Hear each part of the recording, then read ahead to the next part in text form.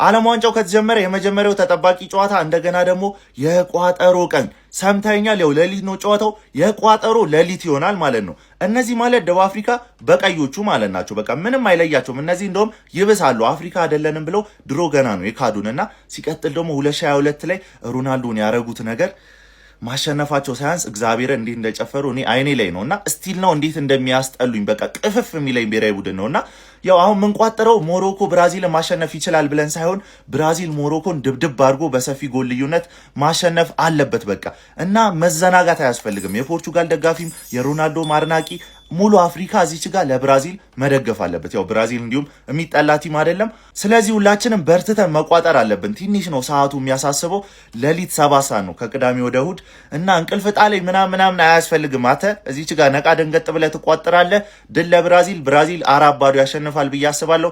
የእናንተን ኮሜንት ላይ አሳውቁኝ። በባሌም ሆነ በቦሌ ይህ ጨዋታ እንዳያመልጣችሁ። ብራዚል ከሞሮኮ የወቅቱ የአፍሪካ ምርጧ ብሔራዊ ቡድን ሞሮኮ ከብራዚል ጋር የሚያደርጉት ጨዋታ ሌሊት 7 ሰዓት ነው የሚደረገው።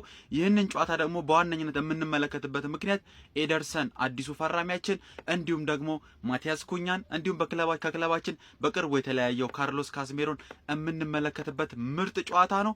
ይህን ጨዋታ ደግሞ በጸዴ ሁኔታ የምትመለከቱበትን በቴሌግራም ቻናል ላይ አስቀምጬላችኋለሁ። ባዮ ላይ አለ ሊንኩ፣ እየገባችሁ ጆይን በሉት። እዛ ላይ አስቀምጬላችኋለሁ። ድል ለሁለቱም ብሔራዊ ቡድኖች። በተለይ እኔ ይሄ ጨዋታ የሚያጓጓኝ ኤደርሰንን ተሰልፎ ለማየት ነው። እስቲ ከሁለቱ ብሔራዊ ቡድን ማን ያሸንፋል? የእናንተን ግምት ኮሜንት ሴክሽን ላይ አስቀምጡልኝ። ዛሬ ደግሞ ማለት ነው ሌላኛዋ የአፍሪካ ጠላታችን ሞሮኮ ከብራዚል ጋር ማለት ነው ያበደ ጨዋታ አለበት። ማሊያን ለበሳት ግን ከቻስናል ቤተሰብ በአሪፍ ቋጠሮ የዓለም ዋንጫውን ሞቅ ደመቅ እያደረግን ማለት ነው ሌሊታችንን እናሸበርቀናለን። ሞሮኮ ማለት ነው በአፍሪካዊነቷ የማትኮራ የአረብ ነው የመጣው አፍሪካዊነት አይገባኝም ብላ የምታስብ በአፍሪካዊነቷ የማትኮራ በተለይ ደግሞ የፖርቹጋል ደጋፊዎች ታስታውሳላችሁ 2002 የዓለም ዋንጫ ላይ ሮናልዶን የሰሩትን ግብ ፖርቹጋልን ጥለው ከዛ ደግሞ እንዴት አባቱ ያቺ ቅማላም ጥምጥማም የሆነች ህፃን እንዴት ፖርቹጋልን ሞክስ ታደርግ እንደነበር እንዴት ሮናልዶ ሞክስ ታደርግ እንደነበር ታስታውሳላችሁ።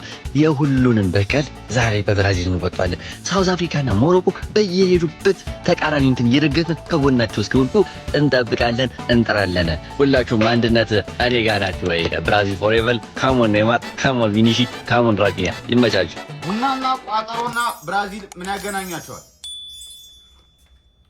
ብራዚል አደገኛ የቡና አምራች ሀገር ነች ማለት ነው። በዚሁ አገናኘው ምንም አገናኝቶት አይደለም። ለማንኛውም በጣም ቂመኞች ነን እኛ። የወጋ ቢረሳ የተወጋ አይረሳም። ሞሮኮ የሚባል ቲም ዛሬ ሲቀጠቀጥ ማየት እንፈልጋለን። የ2022ቱን አረሳንላችሁም ማለት ነው። ሲጀመር ድሮ ዝም ብዬ አፍሪካ ቲም ነበር የምደግፈው። እያንዳንዱ እያስጠሉኝ ነው። ሞሮኮ ኤክስ ተደርጋለች። ያ ሳውዝ አፍሪካ የሚባለው ሲጀመር አቅለሽሾኛል። ሞሮኮ እውነት ያን ያክል አታስጠላኝ እውነት ለመናገር ግን እነ ካስሜሮ እነ ቪኒሺየስ እነ ኔይማር ምናምን ስለሚመቹኝ ቲም ብራዚል አባቴ። ሲጀመር they speak ፖርቹጊዝ ማለት ነው። ሀገራችን ነች ያስተዳደርናት ማለት ነው። ኮሎኒያችን ነበረች። እኛ ፖርቹጋላውያን ኮሎኒያችን ነበረች ብራዚልና ሁለተኛ ሀገራችን ነች። እኛ ቋንቋ ነው የሚናገሩት። ለማንኛውም ዛሬ 7 ሰዓት ሌሊት አባቱ እንደምናያላቅም ለ7 ሰዓቱ ጨዋታ ቡና የጠን ነው። አሁንም አገናኘሁት ማለት ነው።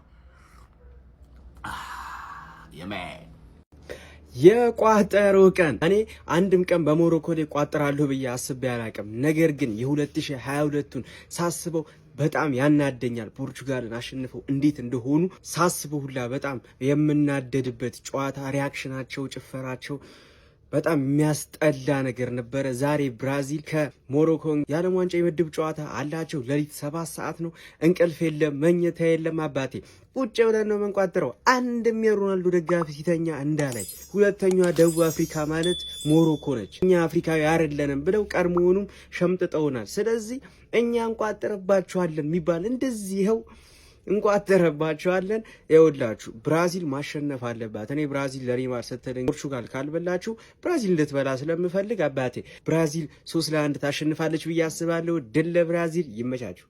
23ኛው የዓለም ዋንጫ የሶስተኛ ቀን ጨዋታዎች ዛሬም ቀጥለው ይከናወናሉ። እንደምታውቁት የዓለም ዋንጫ በተለይ በሀገራችን ሰዓቶቹ ትንሽ አይመቹም። አንዳንድ ጨዋታዎች በጊዜ የሚደረጉ አሉ፣ የ4 ሰዓት ጨዋታዎች። ከዛ ውጭ ደግሞ ከነገ ጀምሮ ደግሞ የ2 ሰዓት ጨዋታዎችንም እንመለከታለን። የ1 ሰዓት የ2 ሰዓት ጨዋታዎችን ግን ደግሞ እንደ ዛሬው አይነት መመልከት የምንፈልገው እኛም ደግሞ በቀጥታ ስርጭት ብንሰራው መልካም ነው ብለን የምናስበው የብራዚል እና ሞሮኮ ጨዋታ ከእኩለ ሌሊት በኋላ 7 ሰዓት ላይ የሚከናወን ጨዋታ ነው። ዛሬ እንግዲህ በኒውዮርክ ኒውጀርሲ ስቴዲየም ላይ በምድብ 3 ላይ የምትገኘው የ5 ጊዜ የዓለም ሻምፒዮኗ ብራዚል በካታሩ የዓለም ዋንጫ ላይ ድንቅ ግስጋሴ በማድረግ እስከ ግማሽ ፍጻሜ በመጓዝ የመጀመሪያዋ አፍሪካዊት ሀገር መሆን የቻለችው ሞሮኮ ጋር ጨዋታቸውን ያከናውናሉ። በጣም ቆንጆ ጨዋታ ነው፣ እንድትመለከቱትም እጋብዛለሁ። ምሽት እንኳን ማለት በጣም ከባድ ነው። ሌሊት 7 ሰዓት ላይ የሚከናወን ጨዋታ ነው። እንደምታውቁት በዚህ ምድብ ላይ ሄይቲና ስኮትላንድም ይገኛሉ። 10 ሰዓት ላይ ጨዋታቸውን ያደርጋሉ ሄይቲና ስኮትላንድ። ከዛ አስቀድሞ ግን ብራዚል ከሞሮኮ ጋር ጨዋታቸውን የሚያደርጉ ይሆናል። በብራዚል በኩል ኔይማር ጁኒየር በጉዳት ከዛሬው ጨዋታ ውጭ መሆኑ ተረጋግጧል። አስቀድመው ሞሮካውያን 2 ተጫዋቾቻቸውን በጉዳት አጥተው እንደነበረ ይታወሳል። ጨዋታው ግን በጣም ጥሩ ጨዋታ ስለሆነ እንድትከታተሉት ለመጠቆም ነው የመጣሁት። በደንብ ኮፒ ሊንክና ሪፖስት አድርጉት። ይመቻችሁ። ዓለም ዋንጫው ዛሬ ይጀምራል። ምንም ጥያቄ የለውም። ዛሬ ነው የሚጀምር። እስካሁን ድረስ የነበሩ ጨዋታዎች በጣም አዛ ናቸው። ዛሬ ምሽት አይደለም ሌሊት 7 ሰዓት ላይ የሚደረገው ብራዚልና ሞሮኮ ጨዋታ ያበረ ጨዋታ ነው። ማንን መደገፍ እንዳለብን ራሱ እኔ አላቅም። በበኩሌ ብራዚል እንደ ሁለተኛ በቃል አይደለ ብትበለው ዓለም ዋንጫው መመኝላት ሀገር ናት ከፖርቹጋል ቀጥሎ። ሞሮኮ ናት፣ አንከዳትም። እንደ ደቡብ አፍሪካ አይደለችም እና የሚገርም ጨዋታ ነው የምንመለከተው። የሆነ አቻ የሚያልቅ ይመስለኛል፣ ግን አሪፍ ጨዋታ ነው የምንመለከተው እና ሌሊት 7 ሰዓት ላይ የዓለም ዋንጫው ይጀምራል። ከዛ በኋላ ያሉት አሪፍ ናቸው ብዬ አስባለሁ። ማንን እንደምትደግፉ ኮመንት ላይ ንገሩ።